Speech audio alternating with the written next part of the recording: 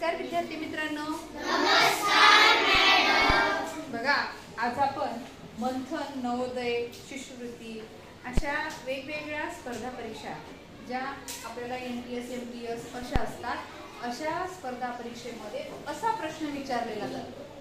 काय विचारले बघा प्रश्न, गणितामध्ये. लक्ष द्या, पूर्ण लक्ष द्या. ह्याला म्हणतात अपूर्णांक. काय म्हणतात? अपूर्णांक म्हणतात. लक्ष द्या इकडे. आता अपूर्णांक कसा आहे बघा. 5 पूर्णांक म्हणा. 5 पूर्णांक 4/7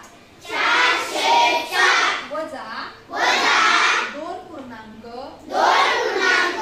3/7 बरोबर किती? असा अवघड असा प्रश्न आहे. अवघड काहीच नाही. लक्ष दिला तर अवघड काहीच नाही. फक्त आपल्याला काय करायला लागते, या अपूर्णांकाचं पूर्णांक युक्त अपूर्णांकामध्ये रूपांतर करायचं. याला हे असे दिसले की याला म्हणायचं अपूर्णांक, आणि याचं पूर्णांक युक्त अपूर्णांकामध्ये रूपांतर करत असताना काय करायचं बघा. बघा हे किती आहे? 7 गुणिला 5. लक्ष द्या इकडे. बघा कंसात लिहायचं अगोदर. श्रीकांत लक्ष दे. 7 गुणिला 5.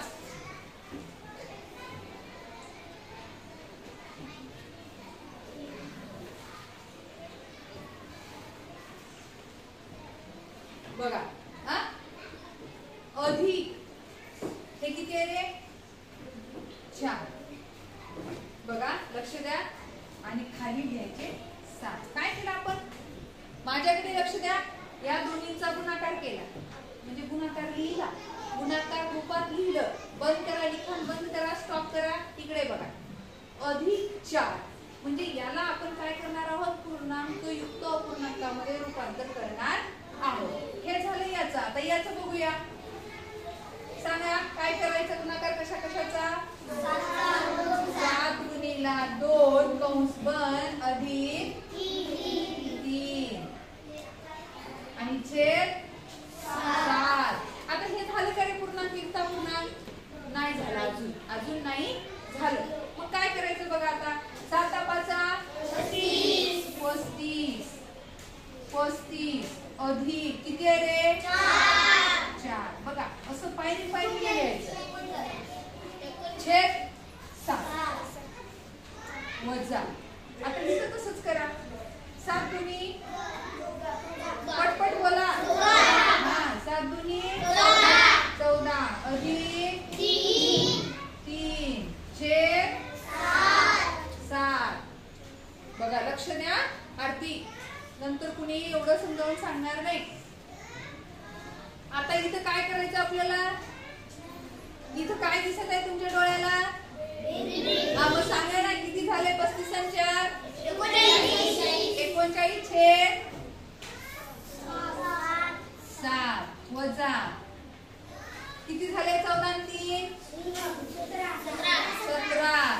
17 छेद किती झाले?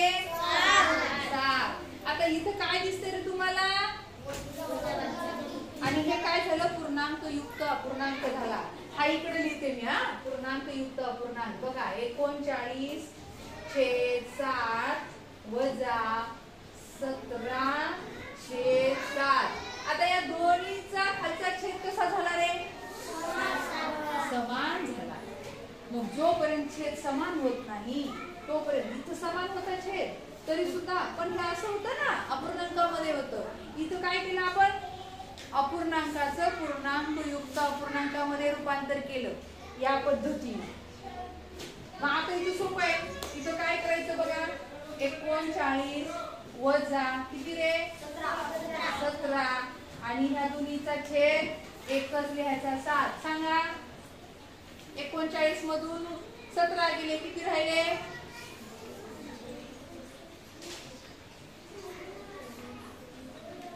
एवढा वेळ लागते? वजाबाकी करायला एवढा वेळ लागते का?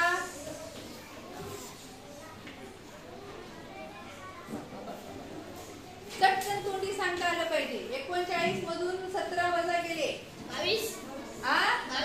हे पहा 39 वजा 17 9 मधून 7 गेले 2 राहिले 3 मधून 1 गेला 2 राहिले उत्तर किती आलं 22 मग इथे किती आलं 22 छेद 7 याला काय म्हणायचं आपलं आलेलं इथलं उत्तर इथं कितीच्या जागी काय येणार 22 छेद 7 समजलं सर्वांना समजलं का तर याला काय म्हणतात अपूर्णांकाची उदाहरणं आणि अशी उदाहरणं तुम्हाला परीक्षेमध्ये मंथनमध्ये नवोदयमध्ये शिष्यवृत्तीमध्ये अशा वेगवेगळ्या परीक्षांमध्ये असे उदाहरणं तुम्हाला सोडवायला येतात समजलं का कोणाला काही शंका आहे का ओके थँक्यू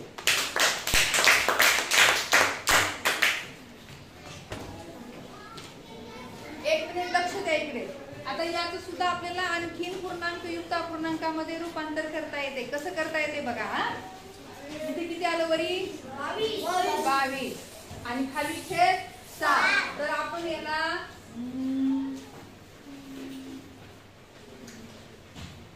किती लिहिले छेद इथं दोन्हीचा गुणाकार करा 7 त्रिक 21 आणि इथे 1 लिहा किती झाले 21 आणि 1 22 छेद 7 आणि हे सुद्धा 22 छेद 7 7 त्रिक 21 आणि 21 आणि 1 22 ह्याला म्हणायचं अपूर्णांक पूर्णांकयुक्त अपूर्णांक लक्षात आलं समजलं सर्वांना ओके